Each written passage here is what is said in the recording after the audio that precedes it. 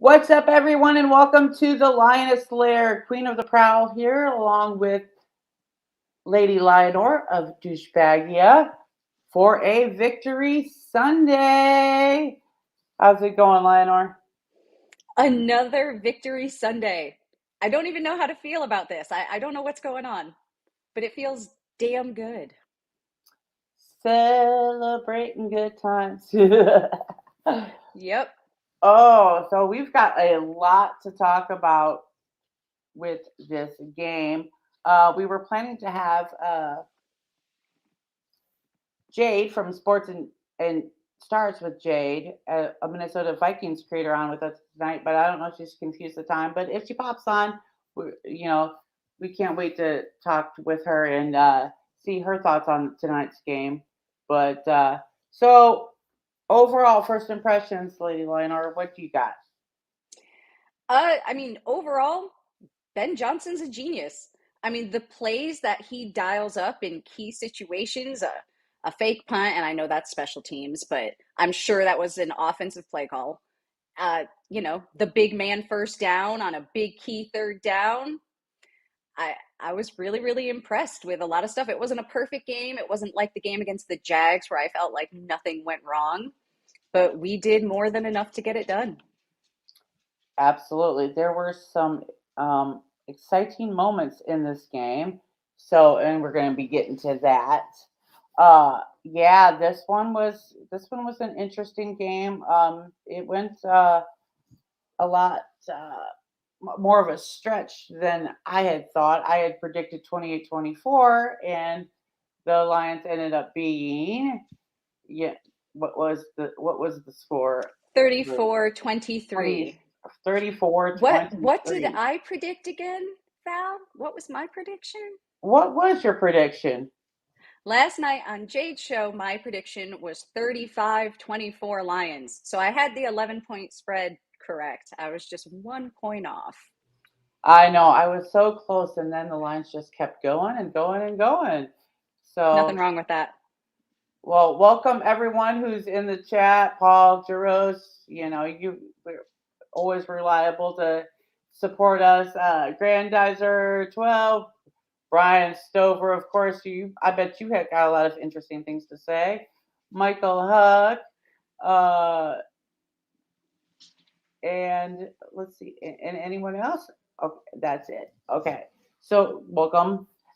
So let's get into the offensive side of the ball. What were some of Yeah. your key thoughts there? So my first sort of overall impression with the offense was just sort of marveling at the number of really good, efficient receiving options that we have. We had seven wide receivers with at least two catches, five different players converted on third or fourth down today. It's one of those things where going forward, it makes you feel really confident in what they're going to do next year. You always worry about, especially when you end a season well, maybe a step back. But at least offensively, I don't see that happening as long as, we don't have a bunch of people leave. And I don't think we're going to see many people leaving. No, yeah. There. Let's see. What were some of the standout moments here in this game that the offense created? Well, one, and it probably doesn't stand out because it's a more obscure stat, but despite the fact that Evan Brown was out, his backup is KOD. I can never. I'm not getting this name right. Ewasika, is that right? Whatever his name is, he's Evan Brown's backup. He was out. We were down to either Dan Skipper or Logan Stenberg. I know Logan was in there a bit. I'm not sure what the snap count was, but this offensive line, which was a little patched up, especially on the right side, allowed 0 sacks today. And that's not what I expected at all. I really thought that the A and B gaps on the right side were going to be kind of vulnerable. And I was really impressed with that. Also, 5 of our 7 third downs came on passing plays. That was really, really impressive. But yeah, overall, we talked about this a few weeks ago, how teams against us manage these huge chunk plays, and it just burns us a lot. And that's still happening. We had a banged up secondary today, but now we're getting those too. I thought of you numerous times. I was just thinking, oh my gosh, Val's head must be exploding right now when Hmm. Jared Goff was passing downfield efficiently. He was really good Yeah, on the I deep ball know. today. I know. Kurt had to razz me in the chat Yep. earlier because he was like at the LNU chat. He was like, "Yep, what's that again?" And I'm Yep. like, "Okay, okay." Jared Goff actually accomplished that today, which is a Yeah. big step forward. Yep. So, He was great in the deep ball today. But so we'll get into a little bit of the offensive comparison here. I was hoping Jade would be on to sort of compare, but we'll maybe come back to it if she pops on. So both teams had 23 first downs. Both teams, 18 of those were passing downs. We had 4 rushing downs. The Vikings had 2. We went 7 for 15 on third down conversions. They went 4 for 10. 40% is not a great third down conversion rate. Both teams went 1 out of 2 on fourth down conversions. Total yards, we were fairly comparable. We had 464, they had 416. They outpassed us yardage wise. We had 330, they had 394. Rush yards, this is where we really got them, which I felt like we couldn't really establish the run all day. It wasn't very consistent, but we actually got some rushing chunks. We rushed for 134 yards, and a lot of that came on the fake punt. That counted as a rush because it was a handoff to CJ Moore. We held them to 22 rushing yards today. That's pretty incredible. Yards per rush was a big one. We ended up with 4.5 yards per rush. They had 1.3. That is an abysmal number. Um, oh, sacks were a big one. We had 0. We took 0. And Kirk Cousins was sacked 4 times for 31 yards. And then, of course, there's the turnovers. I mean, anytime you turn the ball over, your odds of winning go way down. They lost 2 fumbles today. One was on the very last play. I'm not sure that one counts so much, but we didn't have any turnovers today. So, yeah, I mean, by the numbers, we were the better team on the field. And by the way, coming into the game, we were the better team coming in. I've been saying it all week because I know Vikings fans were really, really offended that they were not favored, coming into this game.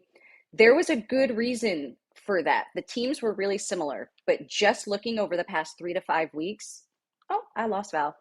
Looking over you're back? yeah, it was All acting right. up. Yeah, just looking at the stats, if you took everything else out and looked, well, we'll call it the past 6 weeks now, but just the past 3 to 5 weeks coming into this game, it's not even close. The Lions run away with it stat wise. We really looked like the better team. We came in, like you mentioned yesterday, with a ton of momentum and confidence. Plus, we were playing at home. I didn't really think there was any doubt we were winning this game.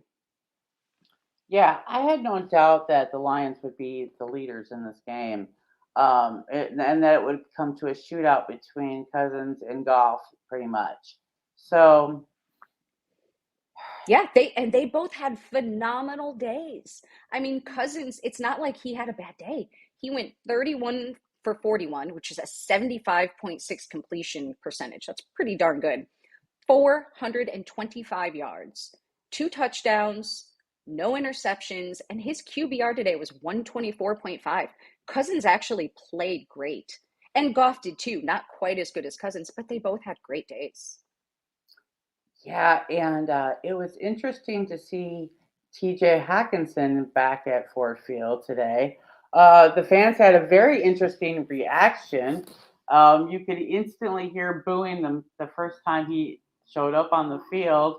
That the Lions fans were booing him pretty hard, and he did not have a good day against us. So Yeah, I was surprised at the fan reaction. The players didn't react like that at all. The second the game ended, it was all smiles and hugs and catching up. He didn't have a great day. He had 77 yards. I think what was he? He was 6 for 8. He had a long 21-yard chunk. He did have a key drop early in the game. And then of course he fumbled it at the end. But honestly, it was the last play of the game. I don't know how much of a difference that made.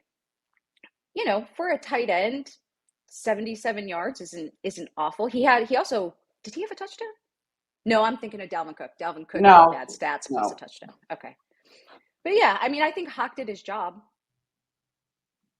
It wasn't the revenge game that I know Vikings fans were hoping he was going to have against us. And there's no revenge. Players get traded all the time. I don't think Hawk had any problem going to Minnesota. He's been fine for Right, them. right. So it was just interesting because that was something that all of the Lions fans I know were looking to see what would happen with Hawk coming around, and we succeeded in just putting that story to rest in Detroit. So what is up with JMO making a good first impression coming into Yeah. this game? That is his first career NFL catch, and it happened to be a touchdown. And he was wide open.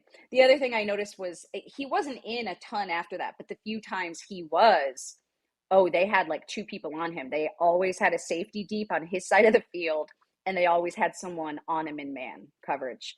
Because you have to, and that's what having someone like him does, and him just getting that one catch put them on notice that you can't leave this guy uncovered when he's on the field.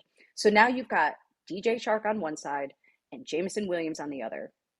And boy, you better have a man on them and you better have safeties back there trying to bracket them in. Because if you don't, they're going to win these, contested catches more often than not. And by doing that, it opens up the middle of the field for everybody else. So yeah, I think having JMO is amazing. I know he had a quiet day, but boy, what an introduction to the NFL for him. Absolutely. So it's going to be interesting to see how that story unfolds moving forward between him and Goff, and because that will absolutely open up the pass game Yeah, for sure. tremendously. And we So already had a great pass game. That's what's so amazing is we just upgraded an elite unit. Now it's a super elite unit. I don't know if it's above elite because it was already so great. Even Josh Reynolds, we have JMO back in now, but he didn't play a ton. They're easing him back in.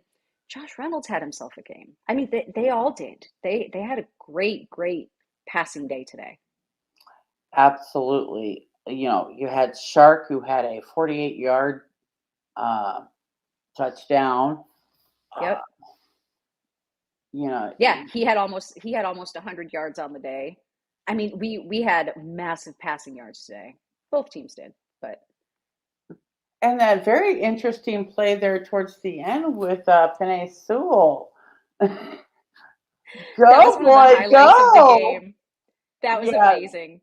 that has to be the NFL moment of the week, Yeah. I mean, not only is it a big man first down, it came on a 3rd and 7, and basically you can credit that play as being the one that put the game away. Because not only did it get us into field goal range, so now once Badgley made the field goal, we were up by 2 scores. It also gave us 3 more downs to run the clock down and to not give the Vikings enough time to do anything. So it was a pivotal play and a pivotal moment. And man, it's just so fun to see the big guys get catches. I know it kind of reminds me of Refrigerator Perry, who kind of did that kind of stuff with the Bears back in the day, and then had to have an oxygen mask afterwards. I was looking for it with Sewell because I'm like, damn, that big boy worked hard for that run. So Yeah, I know after the game he said a touchdown is coming. He is determined to catch a touchdown pass sometime. So maybe look out for that in the season. that would be so funny. I'm sure he would have some interesting reactions to that. So let's get into the defensive side of the ball for the Lions today. Some All interesting right. things throughout this game. Yeah. So let's start out with how beat up we were, right? Um, Jeff Okuda has been sick all week long. Now he played today, but he was very limited. He was in and out of the game. I don't know that he even played 2 consecutive plays because he was just getting winded a lot, and obviously they didn't want to do anything detrimental to his health. Will Harris was out. I don't. They didn't announce he was out that I saw. Maybe I missed it, but I looked for him on the field all day. I didn't see him. He didn't show up in the box score. I don't think he was playing. So as a result, you have Amani Oruwariye in there for a lot of the snaps when Akuta's off the field. You had Mike Hughes in the nickel spot. And we called up this random cornerback that I didn't even know was on the practice squad, Jaron Williams. Yeah, apparently they called him up just so we would have some depth at the position. Is this a name that even rings a bell for you? No, I've absolutely never not. heard of him before, ever. I had no idea he was on the practice squad. Yeah, the only thing I saw him do all day was get that friggin' taunting penalty. And I'm just thinking, okay, the taunting rule is stupid. Don't get me wrong. It's a Mm-hmm. dumb rule. But it's even stupider to draw a flag for taunting. Like, be a big boy, put on your big boy pants, like, and have control over your actions. What are you doing getting a taunting penalty? Especially, who the hell are you taunting? No one knows who you are. So I thought it was bizarre for this nobody who nobody's ever heard of to draw a taunting flag. It pissed me off just a little bit. Yeah, it was definitely not his day today. Yeah, On Derek this Barnes side. was out too, so we saw a lot more Chris Board on the field than normal. I think Pittman was out there a little bit. We were a little banged up. It worried me not having Akuda out there all the time. I mean, Justin Jefferson had himself a day today. He did have I think he set a record today, if I'm not mistaken. Like, I think a franchise record for the Yeah, Vikings of yeah, most receiving yards. yes. 223 yards just for Justin Jefferson today. And yeah, we still held him out of the red zone. And, the guys came together and did their job. There were some mistakes. We knew there were going to be. Even at full health, there were going to be hits and misses. But overall, man, they came together and did what had to be done. I was pretty impressed with this young group. Yeah, the one that was the most disappointment was Akuda because he was drawing all of those penalties there that were just Yeah. dumb. Yeah. And he probably shouldn't have been in as much. I noticed that after that first quarter, after the penalties, he played even fewer snaps than he had to start. I don't think that had anything to do with the penalties. I think he's ill. I do just think he's very sick and he's trying to play through it. If we'd lost, I'd be harping on it. But we came Yeah, out with the win. You're right though. The penalties in the first quarter, whew, boy, that was ugly. yeah. That was really ugly. What did we That have? we A had total of like seven of them? we Was it? had seven. We had two in the third quarter. We had five in the first quarter. We had the offsides on special teams, which, by the way, worked to our advantage because that was the second Vikings drive of the first quarter, if I'm remembering it correctly. They had like a fourth and sixth, and they were going to punt, and we were offsides on their punt. So now it's 4th and 1, and Kevin O'Connell decided to go for it, and they didn't get it. We stopped them. So they turned it over on downs. So instead of being pinned back at the 13, we were on like the Vikings 47-yard line or something. We ended up having great field position and we capitalized. We scored a touchdown on the next drive. So that one oddly ended up working to our advantage. But yeah, then we had the holding. Who's number 31? Is that Kirby? Yeah. We Yeah, had a that's holding Kirby. holding on Kirby, unnecessary roughness, and defensive pass interference. And it was like back to back on Yeah, Akuda. that was. And then we had a holding on 73. Is that Jonah Jackson? Yeah, Pretty sure it's Jonah Jackson. So yeah, they were a little uppity and just maybe a little uncomfortable in the first quarter, but they got it together. yeah. It was just a lot of dumb, dumb penalties. And it's just Yeah. like these are just like some of the worst ones you could just do, in a game for just no reason. Yeah, I will say there were the number of times I saw that Vikings offensive line holding and it didn't get called. It was just like, okay, I guess we're just ignoring holding in the second half of the game. And then I'm trying to think who it was. I'm pretty sure it was Jalen Rager of all people on that fake punt. He like Mm-hmm. dove into Jamal Williams head first and hit him with the top of his helmet. Mm-hmm. And I'm like, where's the flag for this? Because that was the same one where we got the stupid taunting penalty. And it's like, you're gonna call us for taunting, but he literally targeted him, launched himself and targeted Jamal Williams, and you're not gonna call it? I thought it was weird. Yeah, it was not a good day for the refs as usual. And then, you know, Jerry Jacobs was making some interesting moves today. Yeah, they played him up, like in the box a lot. And he was good. He got a sack today. I mean, it, your cornerbacks don't get a ton of sacks. Jade's here.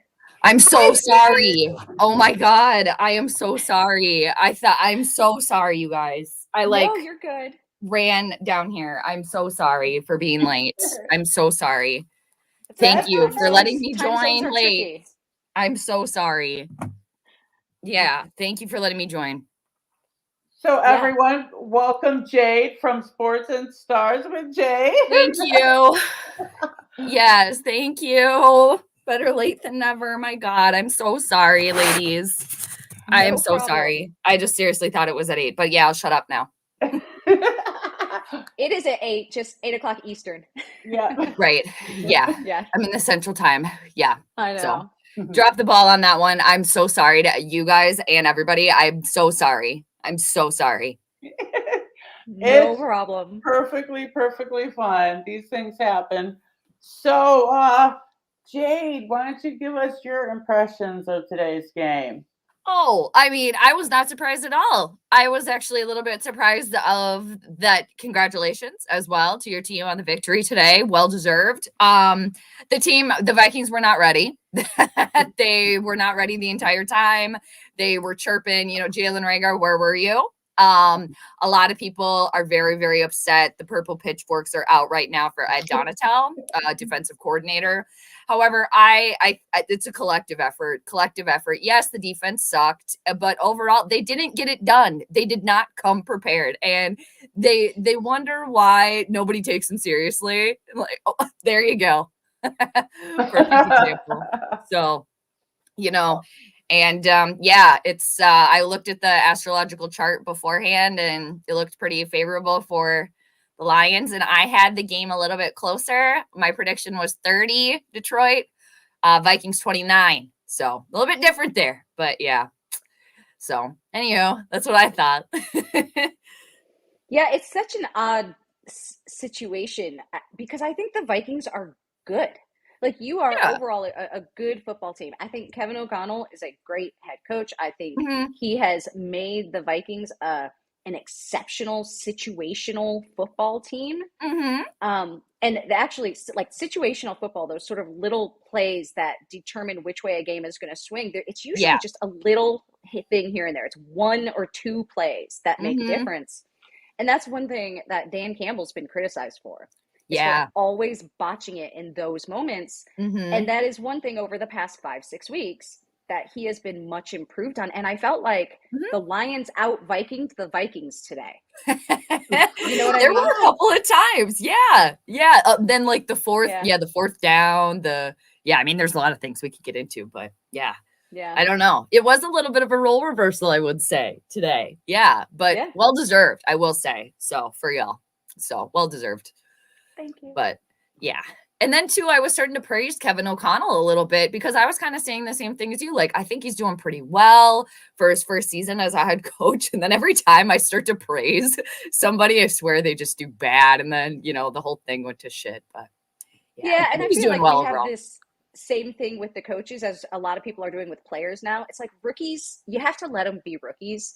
And I think Kevin O'Connell is brilliant. I think he's got a great background. He comes from a great, the Shanahan coaching tree. He really knows his stuff. He's still a first-year head coach. He's not a first-year play caller. I'm pretty sure he called the Rams plays last year. But he is a first-year head coach. I think it was his first year doing offensive plays, from my understanding. Was it? Mm-hmm. Okay, yeah. I mean, he was the Rams offensive coordinator, but yeah, McVay may have called their plays. I don't know who called it. I think he's doing a phenomenal job. I would agree. Yeah. Mm-hmm. overall, like there's gonna be misses, you know, Yeah. especially your first year. Exactly. I'm in total agreement with you there. You can't be perfect all the time, but I mean, overall, and I was kind of saying this too, I think he's proven himself to Vikings ownership, at least in my opinion, to like let him have the reins a little bit more. And with Kwesi too, our new GM. So I think he's proven himself that far. Yeah. Absolutely. So what were your thoughts with the Minnesota Vikings offense today? I mean, Justin Jefferson, I think he had 233 yards, I think about 11 catches, something like that. Kirk had a lot of yards. I mean, kind of overshadowed today. I was still on Kirk's ass today. I was like, get rid of him. But overall, it's okay. They were okay. I will say this, I am so annoyed about them trying to just stop trying to make Dalvin happen up the middle. Just stop. It's not gonna happen. Stop it. It's so frustrating. And it's a little frustrating too that, in my opinion, the Vikings offense, our running backs, is some place where we actually have some depth. So use Alexander Madison a little bit more. Kind of frustrated about that. And Adam Thielen, I'm actually kind of, the crybabying has gotten old. And there was just little misses like the 2-point conversion. Don't go for it if you're not completely confident there, and then not getting it on the 4th down. They were missing some pieces. It was like the right idea, but they couldn't follow through and execute a lot of the time. I mean, they still got some points. 23, right? Yeah, 23. Yeah. Did you hear anything in any post-game interviews about why go for 2 points there?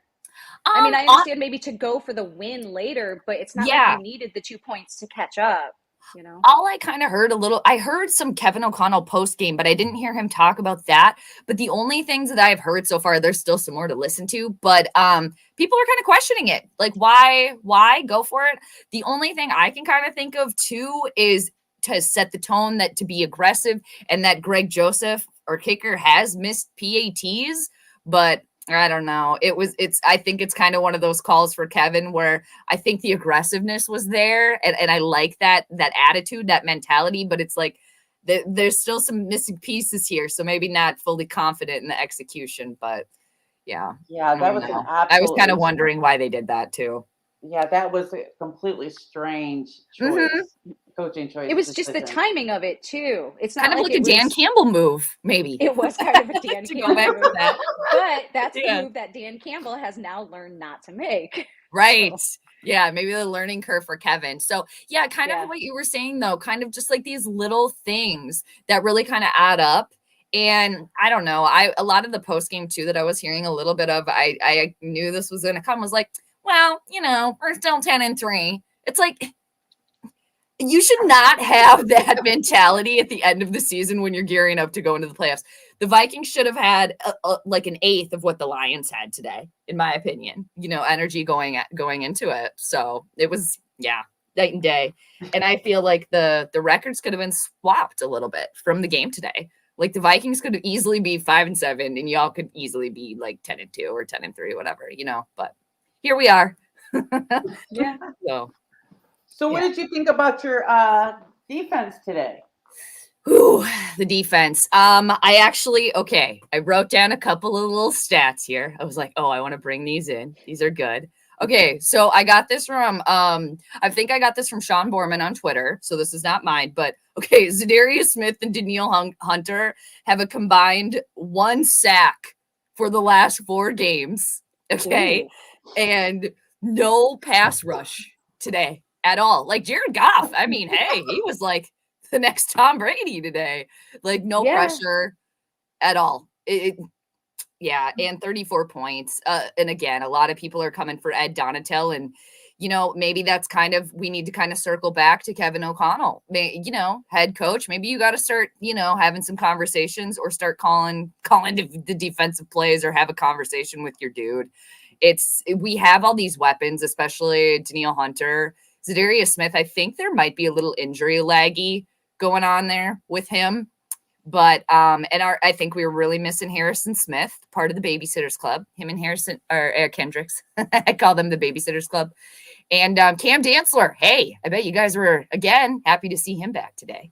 So like, yeah. So not good. It was pretty pathetic to be honest with you Yeah, overall. I had this as a key matchup today, sort of Smith Mm-hmm. and Hunter versus Decker and Sewell, because Smith and Hunter combined over the course of the whole season have 16 and a half sacks and 110 pressures. I No, mean, yeah. they're ranked way up there. They're pretty good It's pass crazy. rushers. It's crazy to hear And that because you never yeah, hear their names during games. But yeah, go on. Mm-hmm. yeah, but Decker and Sewell have only allowed 5 sacks. So I just thought the matchup was going to be an interesting one. Mm-hmm.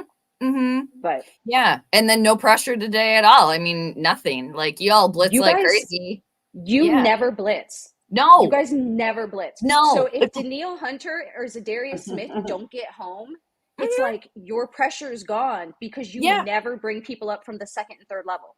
Right. I think I've never quite seen that. Mm-hmm. Mm-hmm. It's the defense was definite. It's the hot thing. I mean, people are calling for the firing of Ed Donato at this point. Like, yeah, not good. So So, Yeah.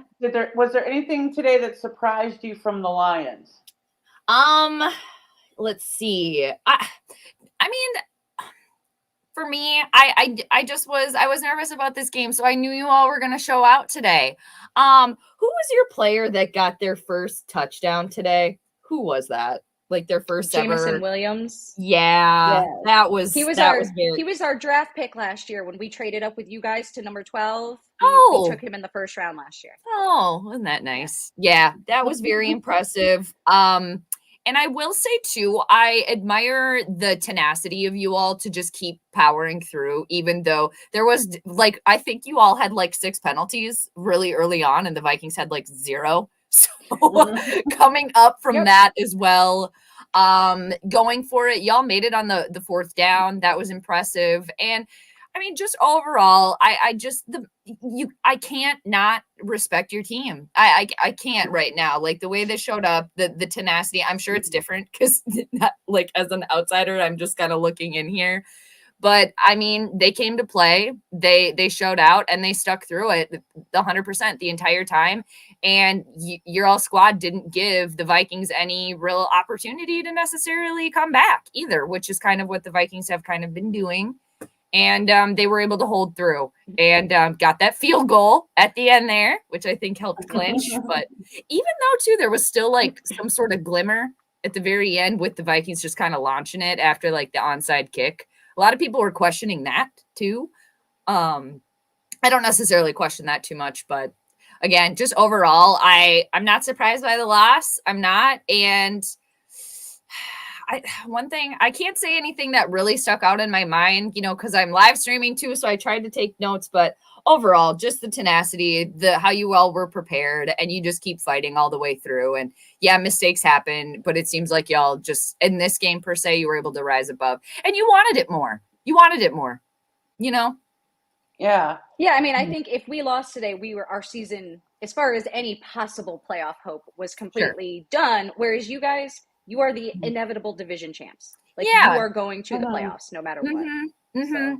And I feel like the Vikings are kind of coasting a little bit on that, and I don't like that. I don't think that sets them up well for what you're trying to do, get to the playoffs. Right. That's what I kind of thought too, that they were, just coasting. Flat. Yeah. Like relying on that just playoff berth to just be able to just coast Here, right we made through it. until then. Yeah. It wasn't a good look. Yeah, and I don't think like the wins that they've gotten, we can't like not count those, sure, but it's just I just have a feeling they're going to be one and done. And like, oh yay, like okay, we're purple purgatory all over again. Okay. Woo. So, right. But yeah. So how do you feel about the Vikings moving forward in this season? They're going to secure that playoff berth and yeah, I mean, another thing too that I feel like the Vikings are maybe scared of success or something. Like they're not built to handle it or something. So we got the Colts next week, and everybody's already talking about, oh, we'll clinch the division next week. No problem. No problem. I'm doing it at home. No problem. I mean, we don't know that. I mean, yeah, the Colts have kind of been laying an egg recently, but I could see a lot of people are so confident in the Vikings winning out because it's Indianapolis, then we have New York Giants and the evil to the east, Green Bay, and then Chicago. Honestly, I could see them losing all those games. I could see them losing all those games and moving to 10-7. I feel pretty confident about them kind of snapping back to reality this next week. They're going to be at home, and a lot of people are kind of harping on how, oh, being at home, it's so crucial. We know that, but you can't rely on that for victory. So I hope they just get a win next week and kind of like wash the taste out of their mouth a little bit, kind of like the Dallas game as well. And you got to just move forward. So it would be nice if they could honestly win out and like prove a little something here, but I could see it going to the wayside in Lambeau. It's always weird there. In Chicago, it's always weird there. New York Giants, you never know. So, I mean, I think if I had to pick like one, you know, like, oh, we got this one, maybe with the Colts, but that one even still. So, I don't know. I don't know. Their new head coach is like a high school football coach. So Colts. okay. Yeah. Jeff Yeah. Saturday. So hopefully, yeah, we can do a little mouthwash next week, you know, thanks to the Colts maybe going into town, be in our home environment, and then, you know, finish the season. Hopefully, like, I guess finishing the season with the Giants and the evil to the east and the Bears, it would be nice to get like 2 out of 3 of those, you know. Yeah. So please beat the Giants. Oh, we'll try. Please beat the Giants because they lost today. This was best case scenario for the Lions' playoff hopes. Oh, there you go. Yeah, anything we can do to help you out, we'll try to do that. Yeah, The and you know they Seahawks got to get lost the win today, too. anyway. So Right. what's that? The Seahawks also lost today. Yeah, That what was helps the us. final score of that one? I was listening to that a little bit on the radio, and then I was listening to some post game here. I guess I could look it up. What was the score of that one? The Seahawks game, 30-24 Panthers. Whoa, yeah, there it is. Yeah. Okay. I'm a little Yeah. surprised by that as well. I mean, you never know. That's kind of why ever any given Sunday, right? I suppose. Yeah. Yeah. The Giants got Absolutely. smacked by the Eagles. I mean, it Whoa, wasn't they even close. did. Whoa. 48-22. Yeah, not even that close. is a spanking for real. And did you all Yeah. see just Jalen Hurts just with the puffer coat, you know, just waltzing around, kind of looking like Darth Vader a little bit, like balling, you know? Did y'all see that? Very I confident. did not see that. No, Yeah. that would have been cool to see. I don't know. He's just kind of the vibe. Like, okay. Yeah. Yeah. Oh, so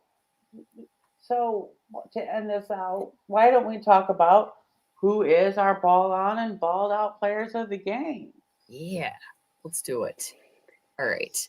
I had Jade, this. you wanna start here? Yes, I had this written down. Okay, so I think easy one for me.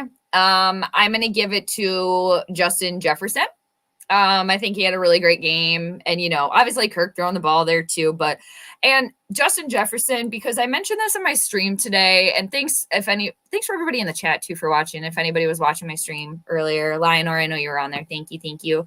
But I said this earlier, like, Justin Jefferson always has the attitude. He's a winner. He's got the winning mentality, and he's always the one that you kind of see that is just like, hey, you guys, we can still push it. Let's keep going. Let's keep trying all the way until the very end, even when kind of shit hits the fan. So I got to give it to Justin Jefferson there.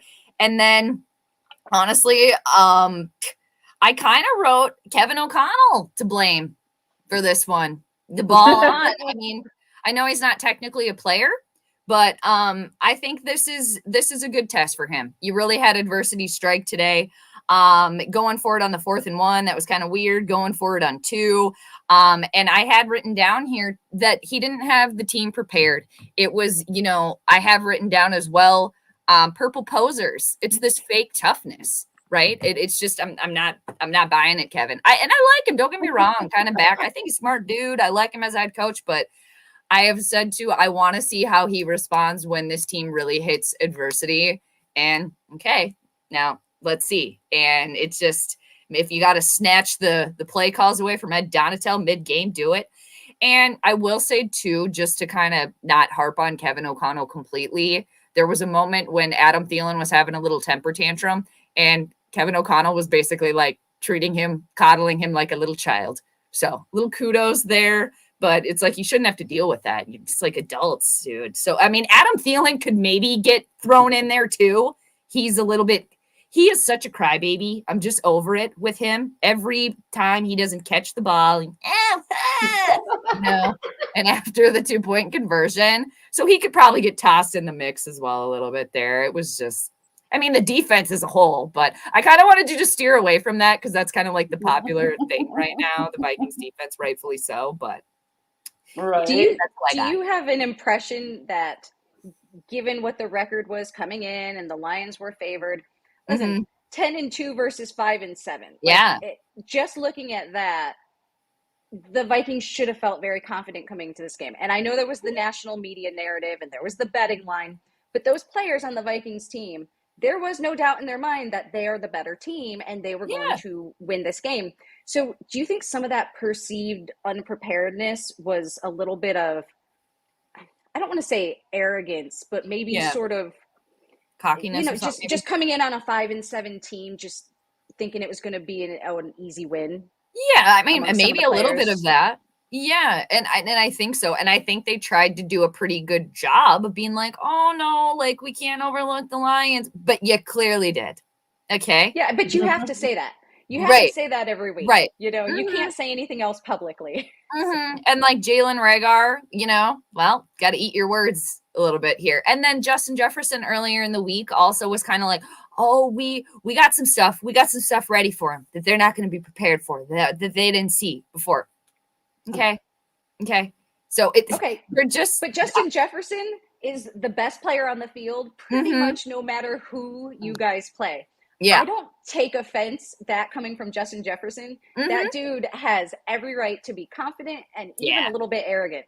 Yeah. Jalen Reagor, man, what'd you do today? I know. 0 for 1 target and 0 yards.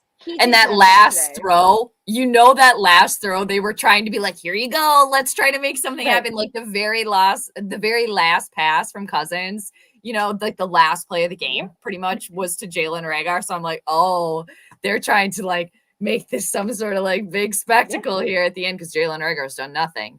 But they just wanted to give him stats. That was it.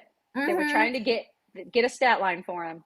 And I think too that's part of the reason why it's like, I don't know, the Vikings aren't like not tough enough. They're a little bit soft, and it's like when they do kind of say these things, it's maybe not coming from like the right person to say it. And I think too that the Vikings are really kind of missing like kind of like a vocal mouthpiece, like somebody in the locker room to get everybody revved up.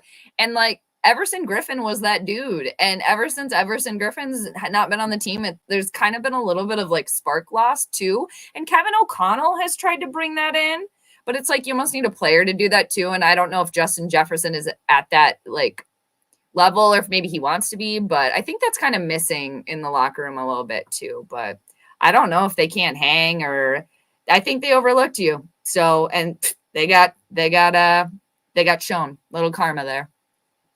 So. Yeah, that was definitely a karma incident for him. Yeah. Don't write those checks. Don't write those checks if you. I know. And like a lot of Vikings fans, they were already getting their tickets for Glendale. Like, calm down, everybody. All right. Like, okay, calm down. I don't know if it's this year, but yeah. And I had a feeling about it, and yeah, and just the toughness, the tenacity. I like both head coaches too, but it just seems like Dan Campbell's been able to establish a little more of that snarl, like the Vikings don't have that. Like they get all hyped up and excited, but it's like they need a little meanness or a little something, they need a little dirt rubbed on or something like that. I don't know. Little Dan Campbell grit. Yeah, Lions are all about grit. Yeah. We maybe need just a little bit of that, right? A little bit. Because we're kind of like polished here. I kind of feel like Kevin and Kirk are kind of fraternal twins a little bit too, kind of a little bit of like nothing wrong with the pretty boy look. But yeah, like rub a little dirt on there, right? Like, get a little gritty. I don't know. Maybe they're missing a little bit of that. Yeah. So Lionor, what you got? Yeah. Oh, I am going Jared Goff, even though Kirk Cousins actually had a better day than he did statistically. Yeah. Jared Goff had a great day. Before you came on, Good, Jade, we Jared. kind of went through the stats. I'm not going to repeat them because they're Yeah, boring. no, I'm sorry. But yeah. No, Yeah. you're good. In Yeah. the last 7 games, Jared Goff has thrown 11 touchdowns and 1 interception, the one Okay. against Green Bay. He has an average QBR of 101.7 over the past 7 games. In the Good for last him. 4 games, or hold on. Yeah. So we say every week that the way to get to Jared Goff is to pressure him, because when he's under pressure, he really comes apart. I'm starting to think that's wrong. I don't think it's Really? I don't think it's comfort so much as it is confidence. Because, yeah, there weren't sacks and a lot of quarterback hits today, but he was actually under pressure a lot. He had to escape the pocket and scramble and do things to not take the almost hit. ran for that like 14-yard third down, or it was like 12 yards or something like that. He almost made that one. Yeah, and then he did the one where he slid and you guys got the late hit call. I thought that was a pretty stupid call. Yeah. Yeah. I get it. If you flick the quarterback, you're going to draw the flag. I wasn't surprised that y'all. I kind of was like, it's coming. It's coming. Yeah. But yeah, I mean, I saw Goff today, and he has over the past few weeks playing calmly under pressure. And I think it's just because he's in a good mental space. I think he's just playing confident football right now. Yeah. Yeah. So who you got, Val? So who did you think got balled on? Well, you got to answer. Who do you think balled out? Oh, I did both. Sorry. Oh, yeah. No, yeah, we were going with both. Okay, so we'll go with that. You know me. I like to give it to someone that usually doesn't get caught, but this was a really cool move. Okay, so my choice is going to be Penei Sewell. Just for that catch, man. That was well worth it to watch today. That was he's my honorable mention. Moment. Yeah. There you go. Yeah. And of course, we're going to honorable mention J-Mo. He was probably one that we should have said was balled out today, but it was one move, one really good one, but you'll get there, J-Mo. You'll get there. He didn't play the whole game, right? Oh, he only played a few snaps from what I saw. I don't think he played more than 10 snaps. Cool, the bet's still on. Yes. Yes, he was not technically a starter. Reynolds got the start. So you're winning the bet still. Hey, there you go. Yeah. Yes. Okay. I just love it because I like to pick on Kirk for that stuff. But okay, balled on. Hold on. I am not going to crap on Jeff Okudah for his stupid penalties in the fourth quarter and for being off of his game today because he was sick all week. And the fact that he was on the field at all was great. Okay. So, but I am going to have 2 different balled on players, and they're both cornerbacks. Uh-oh. One is Amani Oruwariye. We knew he was going to have to play. We knew what it was going to look like. And boy, it looked exactly how we thought. He is what we thought he was. He got burned all day, a couple times embarrassingly. So that's just who he is, man. I mean, I think his stats last year made him seem better than he was because he had those 6 interceptions. Without those, dude's just not a good corner. But then I need to bring up I feel the Williams cornerback again. issues. Yeah. Secondary issues are still problematic. Yeah. Jaron Williams, the guy who no one's ever heard of, who magically showed up on the Lions practice squad. Nobody even knew he was there. He gets called up today because we had so many people injured or sick. Oh, and I don't think he did anything all game except draw a stupid taunting penalty that brought back CJ Moore after our excellent fake punt. That's all this dude did all day. That was so good too. That was so good. And it got ruined. Oh my God. I mean, good for the Vikings on that one, but that was brilliant. And it got ruined. Yeah, that was a bummer. Took the wind out of our sails. I mean, a 41-yard fake punt. Yeah. Well executed and just stupid. I was like, the Lions are lioning right now. Yeah, and that's my balled on player because it was just all you did was yell at the other team and get in trouble for it. That was your whole game today. Good job. Good He one. hauled on himself. Yeah, Yes, he for did. real. Yes, he did. Oh, So, I mean, deserved. yeah. Well deserved. That one. Yeah. Might as well give him an egg. Here you go. All right. I kind Okay. of wanted to look ahead a little bit with both teams, but first, I actually have a question for Jade if I can find it. Yeah. Because the last time we talked back in week 3, I mentioned how this was one of these teams that I just couldn't figure out. There Mm-hmm. was a big question mark over them. And there are a lot of aspects that I still feel that way. And Yeah. one of the biggest ones was looking through all the numbers. So many sort of middling numbers and middling rankings that don't make a lot of sense to me. Like, so you Mm-hmm. have Hicks and Kendricks, who Yeah. are excellent LBs against the run. Mm-hmm. But Tomlinson and Harrison Phillips are run stuffers. Like, it's what they're known for. Their PFF grade bears that out. You've Mm-hmm. got these guys who are just great. And Yeah, they're somehow, amazing. Great. individually, but Mm-hmm. overall, you're kind of a middling rush D, and I don't understand why. Like, you're 14th in defensive DVOA, which is good. That's top 10. You're 16th in allowed rush yards per play, Okay. 17th in yards per rush. Like, what is the weak link or like the missing piece that these guys are top, like, elite at their positions? Yeah. Well, Why isn't this a stronger unit?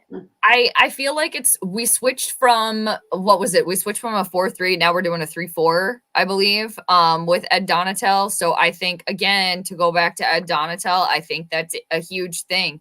It's a lot of complaints that I kind of hear overall and kind of seeing is like we're back in the Stone Age, with the defense, can't get it together. And I don't know, to be honest with you. And it's mind-boggling to me when I forget that Danielle Hunter is on the team. And we had to kind of fight and like, really, is he going to be back from injury? He's going to be okay. Hey, he's back. He's good, right?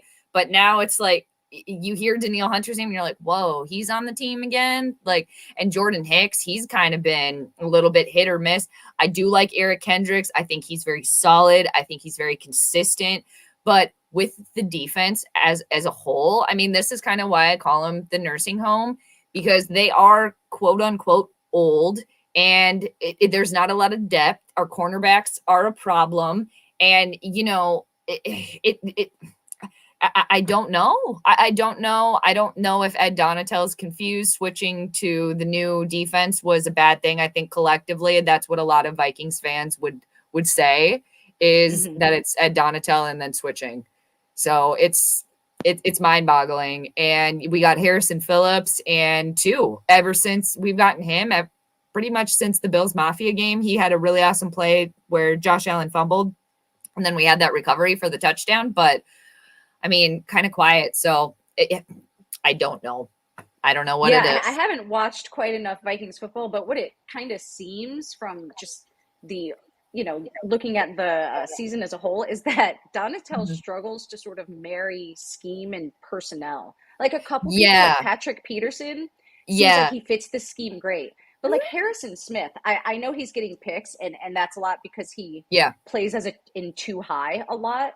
But like last week, he played off the line of scrimmage more. He blitzed. He played as a pass rusher, and he was really, really good. And that was the first time all season I've even seen him playing in that role. And I guess I'm surprised that this scheme doesn't fit your players' strengths more, because individually, they're a little older, but that also means experience. Your individual players are really, really good. Yeah, no, you're right too. And Harrison Smith was definitely missed today. And I mean, I kind of mentioned Zimmer sometimes too. I think we were really I think people forget that Mike Zimmer was really able to bring this defense to a level that it had never been before. And he had worked, this is pretty much like his defensive team. I mean, kind of minus Zadarius Smith, really. I mean, Eric Kendricks, Harrison Smith, Danielle Hunter, like those three, especially, those were like all, Mike Zimmer's making, and he was a defensive minded head coach. So that might have to do with the fact that we have an offensive offensive minded coach now as well. So we got to kind of get used to the fact that we don't have a head coach that is all about defense either. And we have a new defensive coordinator who has to, who maybe kind of like you were saying is not exactly as good about, personality wise, like really utilizing every player's strength, capitalizing on that. So, yeah. And do you think he deserves another year just because it has only been a year? Do you think you need to sort of play it out a bit?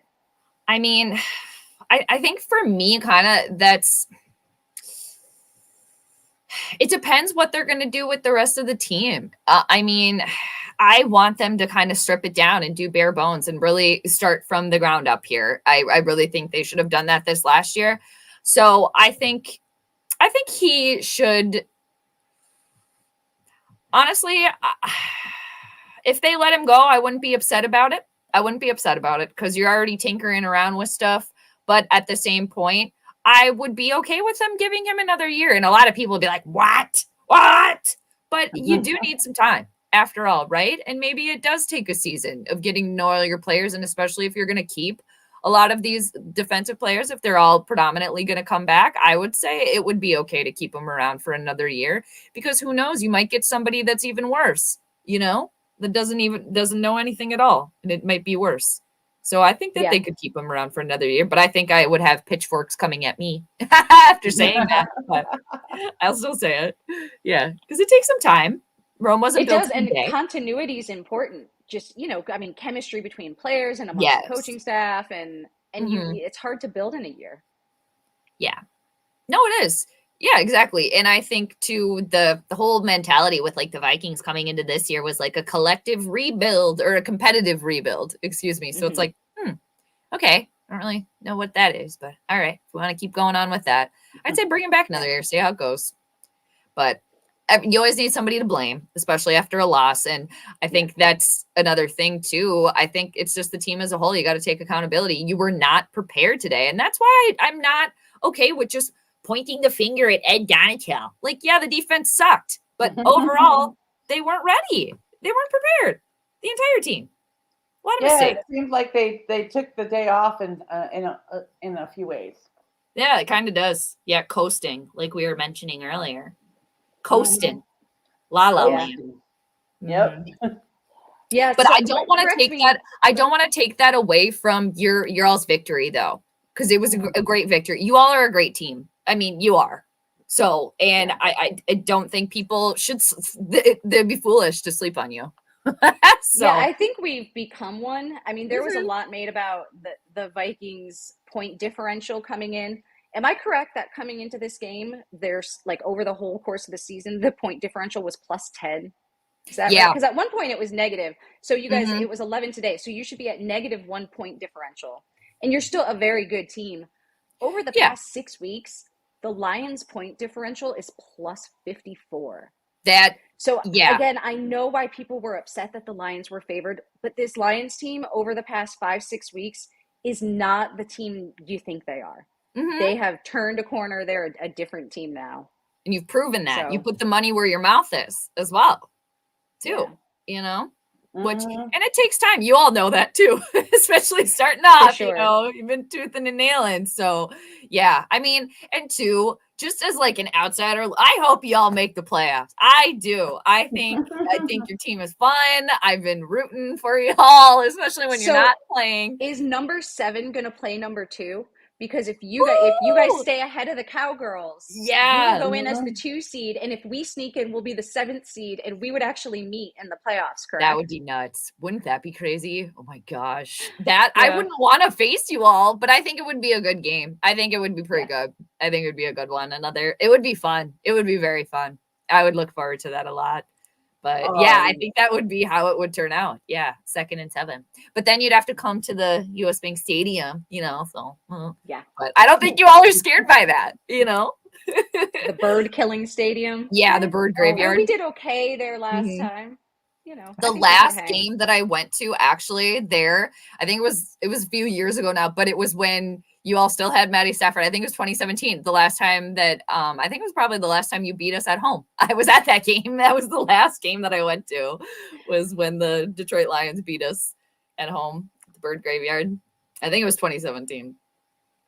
So I'm so glad to have you on tonight, Jade. Yes. Proud Nation, I want to make sure you go show her some love. The link to her channel is in the description. Thank Make sure you. you go over there and support her. And welcome to all of those from her channel into Yeah. the chat here at Detroit Lions on the Prowl. We're all about family, so you don't necessarily have to be a diehard fan to be here, diehard Detroit Lions fan to be here. We have members from all kinds of teams that are hang out with us on a daily basis. That's So, awesome. so yes, it was such an honor and a pleasure to have you, Jade, and hopefully we can see you in the playoffs. Yes, thank you so much for having me, ladies. I seriously, apologies again for being tardy. I can't believe that. I am never like late. I was like, oh my God. But thank you so much for having me. And thanks again for coming on my channel last night. It was wonderful to have you both on. I appreciate it. Y'all are great. Yeah, it's always fun to talk with you, Jade. Likewise. So absolutely. And so now I got to pick on my main man, Kurt Steele, who on Free for All Friday called us today, Team Estrogen. We gave our thoughts today about the show. So make sure you come check us out tomorrow for Victory Monday when Team Testosterone shares their thoughts. Nice. I'm gonna have to tune in. Yeah, you'll never know how, Coach Mike and LL might. Oh no. Uh-oh. I like that. That's a good still. She'll be back. I feel like she's coming back. Make that the thumbnail. Yeah. All right. Never know. Well, we're 2 minutes over. Celebrate a victory. Oh, there we go. There we go. I'm back for a second. Yeah, it tried to do me dirty at the end of the show, but oh damn. Yeah, you made the Lions energy has prevailed. All that love and support has kept me going here. So make sure you guys check out the guys tomorrow and celebrate, and hopefully you guys do well in the playoffs if the Lions don't make it there. And good luck. Good game today. Congratulations again on the victory. It was deserved. Well deserved. We will see you again next week, next Sunday night to discuss our thoughts on the next game coming up. So you have a great week, and we'll talk to you soon. Yep. One pride, y'all. Have a great week. Bye, y'all.